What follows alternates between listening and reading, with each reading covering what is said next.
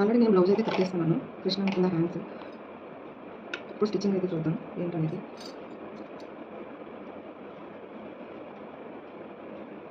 ఉల్టా సీదా అనేది చూసుకోవాలి హ్యాండ్.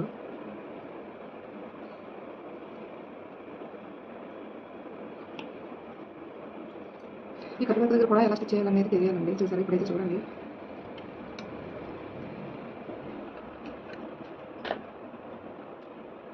ఇది ఎలా ముందు స్టిచ్ చేసుకోవచ్చు, ఇలా స్టిచ్ చేసి పెట్టుకోవచ్చు, లేదా ఇలా నేను పెట్టినప్పుడు డైరెక్ట్గా నేను ఎలా పెడతాను అలా కూడా పెట్టుకోవచ్చు, మన ఇష్టమే.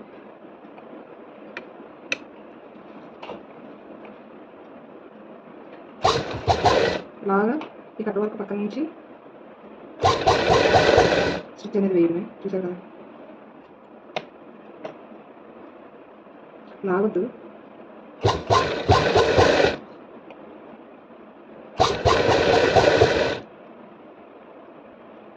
చిన్న ఫోల్డింగ్ లోపల ఇలా కుట్టినప్పుడు ఫోల్డ్ చేయలేము అనుకుంటే మాత్రం ముందే ఫోల్డ్ చేసి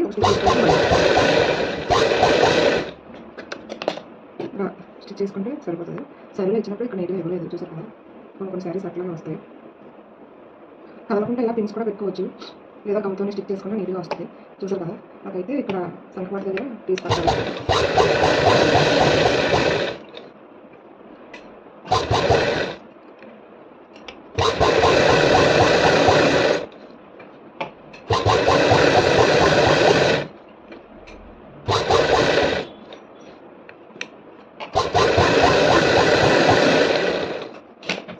ఇలా స్టిచ్ చేసిన తర్వాత నీట్గా కట్ చేసుకోవటమే.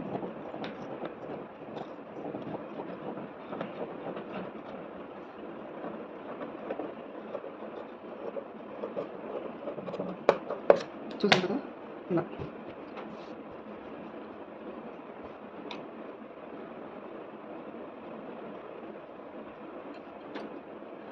ఎక్స్ట్రా ఇక్కడ సంక పీసులు పడుతున్నాయి నాకైతే హార్న్ హోల్కి. నేను ఇక్కడ చేస్తాను.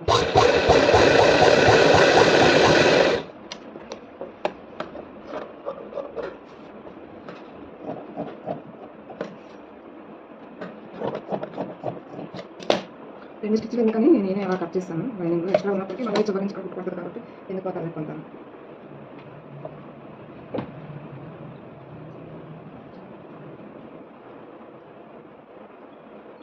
చూసారు కదా, ఖర్చు కనపడకుండా ఇలా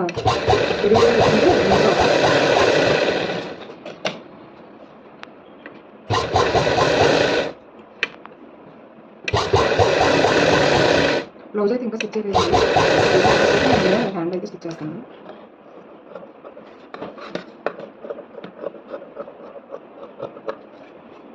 చూసాను, ఖర్చు ఏం కనబడలేదు, నీట్గా ఉంటుంది. ఎప్పుడైనా ముక్క పడుతుంది అన్నప్పుడు ఇలాగే అదుకోవాలి, నీట్గా అనిపిస్తుంది మనకి. ఇటువైపు ఓన్లీ లైనింగ్ మాత్రమే అతుకుతాను, ఎందుకంటే ఫస్ట్ అతికేయచ్చు, కట్ మీకు చూపించాలి కదా అని.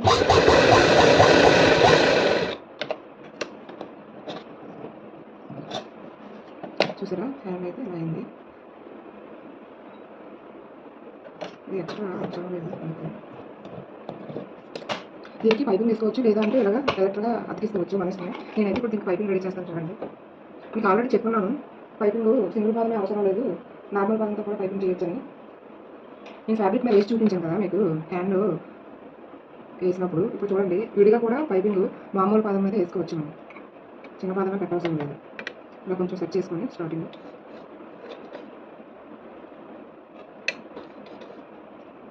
చూసారా.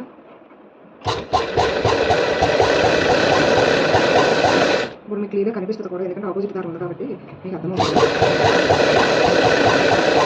మీరు ట్రై చేస్తే ఎవరైనా కొత్తగా అంత రాలేదనుకునే వాళ్ళు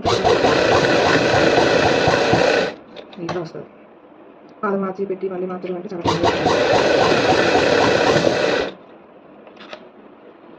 లాగకుండా నీట్గా.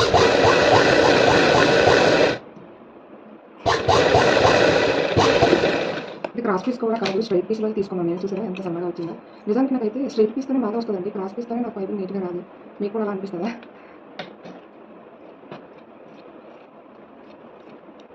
ఇలా నీట్గా పావించి ఉన్నట్టు కట్ చేసుకుంటే వెళ్ళాలి. ప్రతి దానికి కొలత మెజర్మెంట్ అనేది ఏం అవసరం లేదండి, అవసరం లేదు నాకు తెలిసి.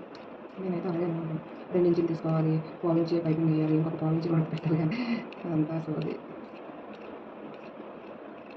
అలా కాదు, మీరేమంటారు? ఈ పైపింగ్ వేసిన తర్వాత ఇప్పుడు దీనికి మనం అటాచ్ చేసుకోవాలి. చూసారా?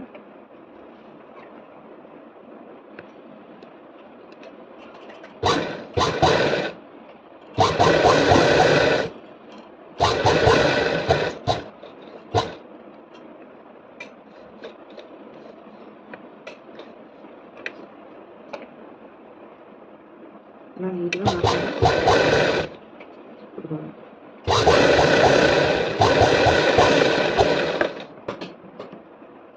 చూసారు కదా, ఇలా నీట్గా సింపుల్గా వస్తుంది పైపింగ్. ఇక్కడ ఈ కార్నర్ దగ్గర చిన్న డాట్ పెట్టుకుంటే సరిపోతుంది. ఇప్పుడు ఈ పైన చీరల క్లాత్ ఇప్పుడు మనం కొడదాం. చూసారా, చీర కలర్ ఉంది, అందుకే తీసుకున్నాను. యాక్చువల్గా లైనింగ్ కూడా వైట్ తీసుకుంటే బాగుంటుంది, నా దగ్గర అయితే వైట్ లేదు, అందుకే చీరలో వేసేస్తాను. లైనింగ్లోనే అటాచ్ చేస్తాను. కనిపించలేదు కదా, అందుకని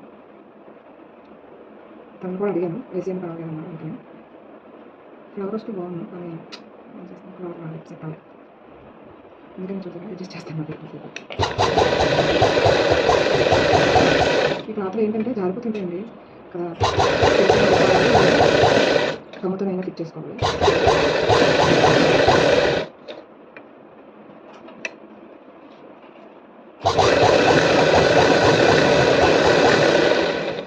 నీట్గా కట్ చేసుకోవాలి.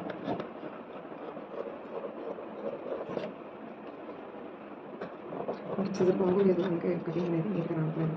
ఏంటి ఇలా కట్ చేస్తాను అనుకోవాలి.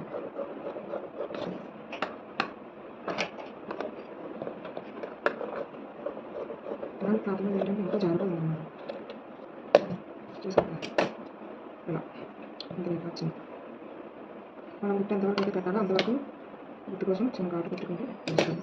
మళ్ళీ స్టిచ్ చేస్తాక కదా. ఇప్పుడు దీన్ని ఎలా తెచ్చి ఈ కార్నర్ ఇక్కడ ఇలా పెట్టుకోవాలి.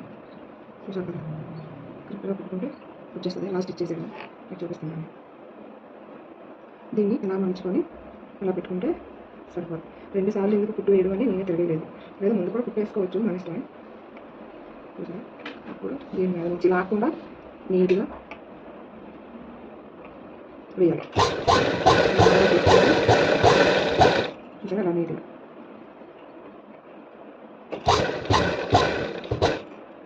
ఈ కార్నర్ దగ్గర నిలబడడం కోసం కుట్టు అదే కట్టు వరకు మనం వేసేటప్పుడు ఎలా వేస్తామో అలా కుట్టు అడొకటి ఇటు వేసుకుంటే నీట్గా వస్తుంది.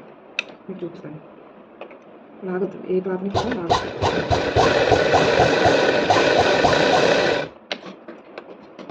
చూసారా, అలా మీకు అర్థమైంది అనుకుంటాను. ఇక్కడ బుట్ట పెట్టేయాలి, ఓకేనా? ఇక్కడ ఎక్స్ట్రా ఉంది కదా, ఈ ఎక్స్ట్రా క్లాత్ ఉందా, ఈ ఎక్స్ట్రాని కూడా ఇలా చిన్న ఎక్కువ కాకుండా ఇలా కట్ చేసుకోవాలి. ఇది కూడా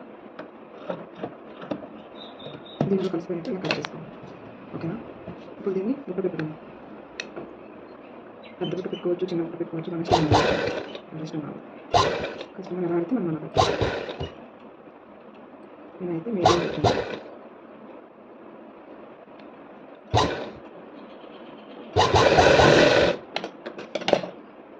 బుట్ట ఇలా నిలబడాలి, బుట్ట పెట్టామంటే. ఓకే కదా, మీకు అర్థమైంది కదా? చూసారా ఎంత నీట్గా వచ్చింది, అంతే, ఎందుకంటే ఏం లేదు.